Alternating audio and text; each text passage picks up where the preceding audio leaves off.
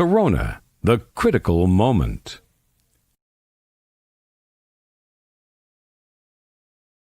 In the life of every one of us, there are some critical moments in which he looks back to what has passed and sees things clearly without the distractions of a busy daily life. At these moments, we can see things quite clear, and we face the unavoidable question, then what? Many people indulge in pleasures, work, or even drugs just to avoid that question. They accumulate wealth and look for fame. They travel and make a lot of friends. They might get sick, or the whole world faces a pandemic. But the question remains, since we will all end to nothing, what is the point of anything? There is no human on earth that has not looked into religions, philosophy, or a belief, even if that belief is actually atheism, to be able to answer that question, even if the answer is actually nothing. If this pandemic, after which the world will never be the same, does not make you look for a convincing answer for that question, when will you? Before I give you the answer, let me tell you something about the current conditions. 1,400 years ago, a man named Muhammad, peace be upon him, gave humanity advice, some about cleanliness and purity. His followers still apply them, and whether you have the intention to be one of them or not, there is no doubt that applying this advice will be very valuable for your life. 1. He advised us to wash our hands several times a day, making sure to clean between fingers. 2. He advised us to cover our faces and mouths when we sneeze. 3. He forbids us from eating and drinking bad and impure things, such as animals that eat dirty things. 4. He forbids us from leaving the pots and vessels uncovered. 5. He forbids us from breathing into drinking bottles. 6. He forbids us from drinking from the bottle right away. 7. He forbids alcohol and drugs. 8.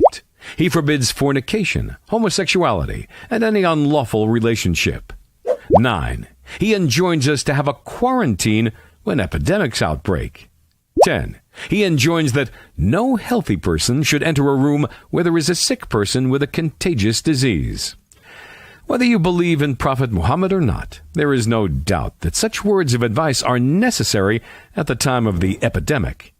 If the coronavirus started from eating bats and mice, applying the third advice was enough to ban the epidemic from happening in the first place.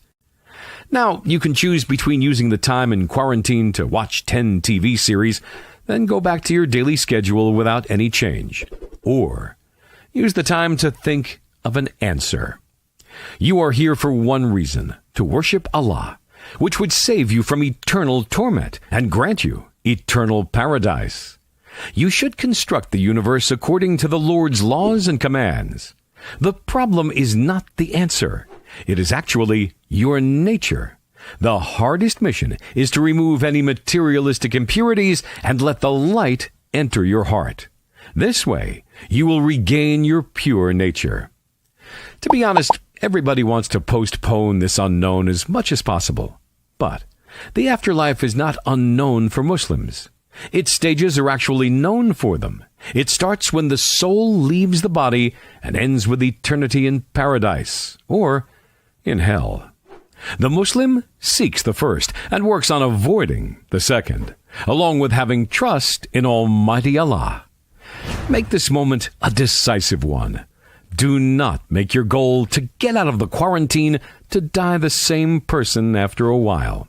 Make your goal to get out of the quarantine knowing the truth of life. أَوَمَنْ كَانَ مَيْتًا فَأَحْيَيْنَاهُ وَجَعَلْنَا لَهُ نُورًا يَمْشِي بِهِ فِي النَّاسِ كَمَنْ مَثَلُهُ فِي الظُّلُمَاتِ لَيْسَ بِخَارِجٍ مِنْهَا كَذَلِكَ زُيِّنَ لِلْكَافِرِينَ مَا كَانُوا يَعْمَلُونَ